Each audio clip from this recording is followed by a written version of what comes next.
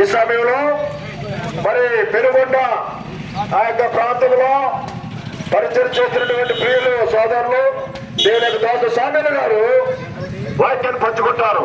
ఈ సమయంలో అందరం కూడా దేవుని యొక్క వాక్యాన్ని శ్రద్ధగా మనం వింటాము. అందరూ కూడా లైన్ లో ఉండండి దయచేసి సహోదరులు సహోదరులు. ఏమంటే ప్రభుత్వ గారు మోహన్ గారు మీరు సెటప్ చేయాలి. ప్రియమైన గ్రామస్తులారా,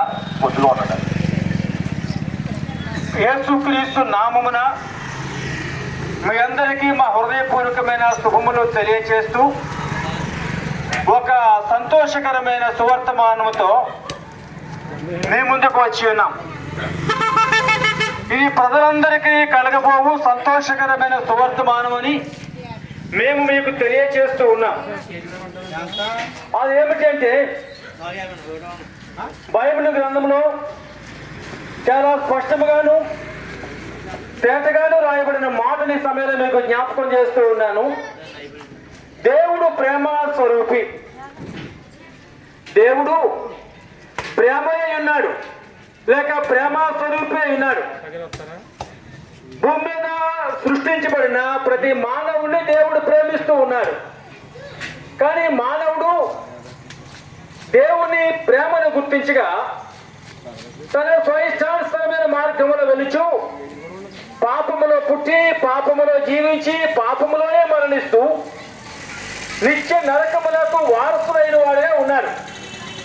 ప్రతి మనుషుడు నరక పాత్రులని ఎంచబడుతున్నాడు. ప్రతి మనుషుడు అగ్నిగుండంలో ప్రవేశించడానికి మనుషుడు తన ముందుకు వెళ్తూనే ఉన్నాడు. అయినను దేవుడు మనుషులను ప్రేమించి ఈ యొక్క పాప శాపగ్రస్తమైన జీవితంలో ఉన్న మనుషుని ప్రేమించి యేసుక్రీస్తు అనే పేరున మనుషుడిగా లోకమునకు వచ్చి సర్వలోక మానవ పాప పరిహారము కొరకు ఆయన రక్తమును చిందించి సిలువలో వేలాడి రక్తము చిందించి ఆయన చనిపోయి పాతి పెట్టబడి తిరిగి లేచిన వాడిగా ఉన్నాడు. యేసుక్రీస్తు మానవుని యొక్క పాప పరిహారము కొరకు చనిపోయినాడు. యేసుక్రీస్తు మానవుని యొక్క పాప పరిహారము కొరకు తన రక్తము చిందించాడు.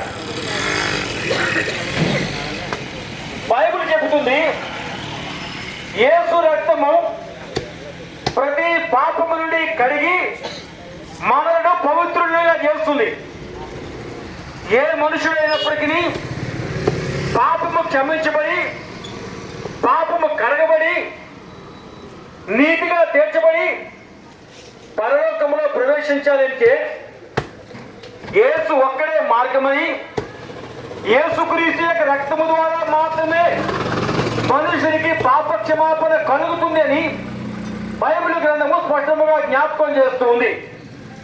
ప్రియమైన సహోదరుడా, సహోదరి, నీవు పాపివి, పాపములో పుట్టి పాపములో జీవిస్తూ ఉన్నావు. పాపముతోనే నీ జీవితం ముగించబడుతూ ఉంది.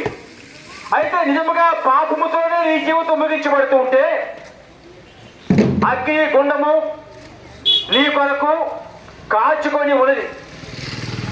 అది యాతనకరమైన స్థలమని యుగయుగాలు కూడా దానిలో కాల్చబడుతూ ఉంటామని బైబిల్ జ్ఞాపకం చేస్తుంది.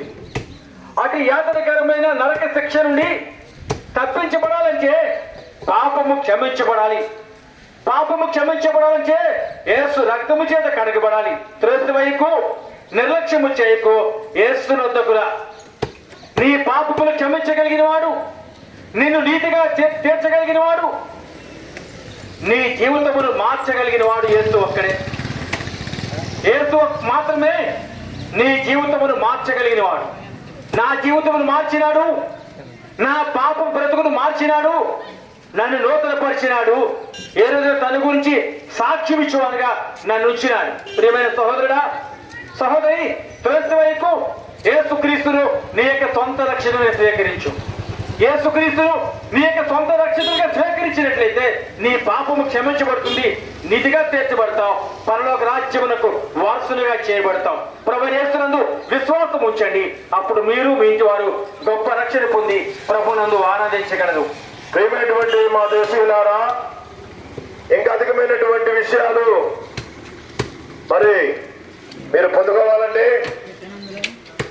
మన దగ్గరలోనే మరి చిత్తపూరు గట్టు మీద ఉన్నటువంటి బెరాకా ప్రార్థనా మందిరంలో ప్రతి ఆదివారము